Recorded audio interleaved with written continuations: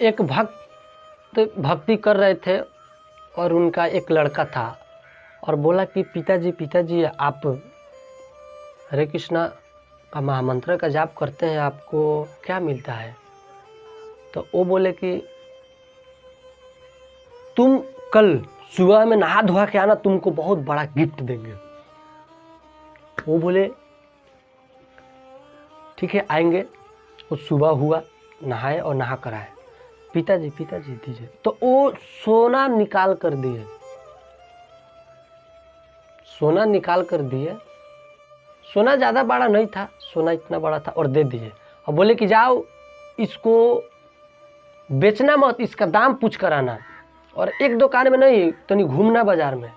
तो बोले, तो वो आगे जात वो आगे बाजार लगा था और टेबल रखा था, उस पर धर दिया और बोले कि सोना ले लो, सोना ले लो, सोना ले लो।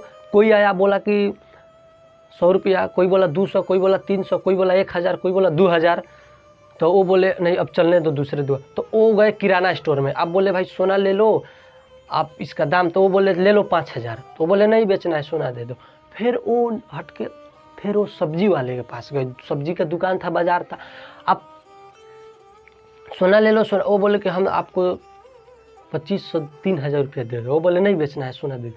तो वो सोना लेकर कहाँ गए? सोनार के पास। तो सोनार का बोले कि इस सोना का दाम इतना है कि अपना अगर दुकान बेच दूं तब भी इस सोना का दाम हमसे नहीं दिला पाएगा।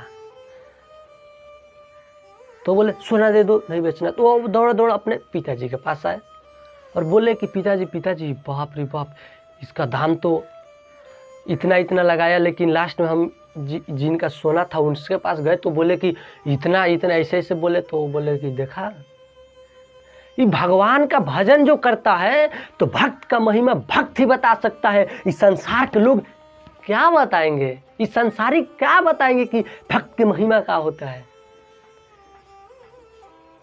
सबरी 77 साल सेवा की थी, तब जाकर राम आए थे। 77 साल कम नहीं होता है। तो इसीलिए भक्त का महिमा भक्त ही बताएगा, संसार के लोग नहीं बताएगा। तो फिर एक बार नारद जी पूछे विष्णु भगवान से कि बताइए भक्त का महिमा और दर्शन करने से क्या फायदा होता है? तो विष्णु भगवान बोले ओ ठीक है, जाओ एक नाली में जाना है, नाली उसमें एक कीड़ा होगा, उसको देखना। वो आए और कीड़ा को देखे, कीड़ा वो मर गया, देखते मर गया। फिर दौड़ गए विष्णु जी, एक कीड़ा को देखा वो मर गया। तो अभी तुम गौशाला में जाओ और उस गौशाला में एक अभी बछड़ा जन्म लिया है, उसके पास जाओ। वो दौड़ गए, वो बछड़ा भी मर गया। दौड़ विष्णु जी भगवान ये क्या हो रहा है, हम जिसके पास जा रहे हैं वो मर जा रहा है। तो बोले कि फिर तुम एक राजा के घर में एक लड़का जन्म लिया है, तुम जाओ। बोले नहीं हम नहीं जाएंगे। क्यों नहीं जाओगे? जाएंगे, कहीं लड़का मर गया तो हमारे ही ऊपर कंप्लेन दर्ज हो जाएगा। तो वो बोले कि नहीं जाओ ना, कुछ नहीं होगा। तो वो भेज दिए और वो आए और वो लड़का देखे।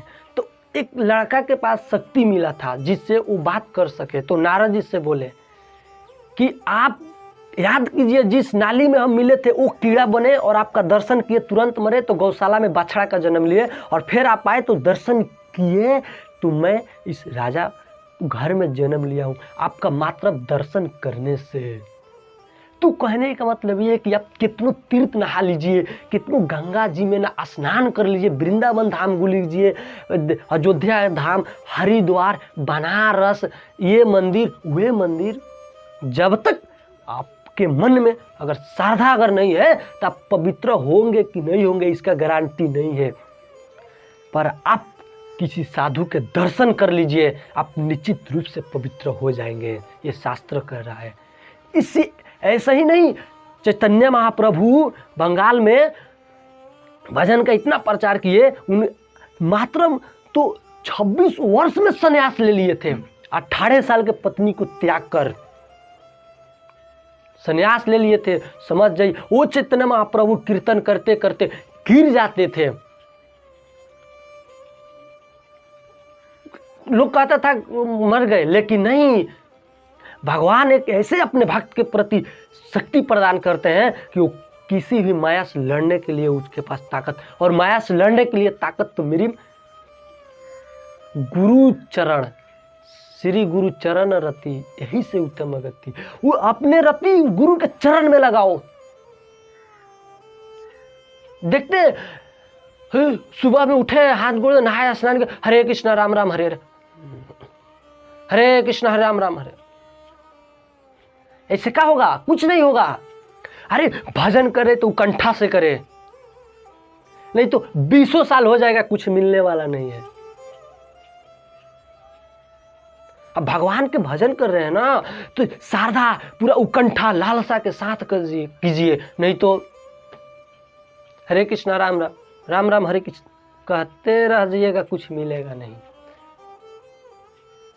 हम देखते हैं, जाते हैं तो आदमी कहाँ कहाँ फंसा है, माया कहाँ कहाँ फंसाई है, और उस जगह से निकाल के एक हम कॉलेज में गए, कॉलेज में, और एक मास्टर को हम बोले कि मात्र आपसे 2 मिनट हमको समय चाहिए, हकीकत घाटना एकदम।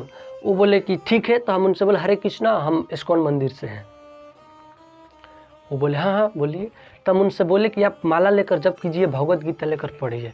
तो वो बोले मेरे पास समय नहीं रहता है, और हमारे पास बहुत सारा टेंशन चिंता है, इससे हम अगर मुक्त हो जाएंगे तो आपका माला और भगवत गीता लेकर पढ़ेंगे और जपेंगे।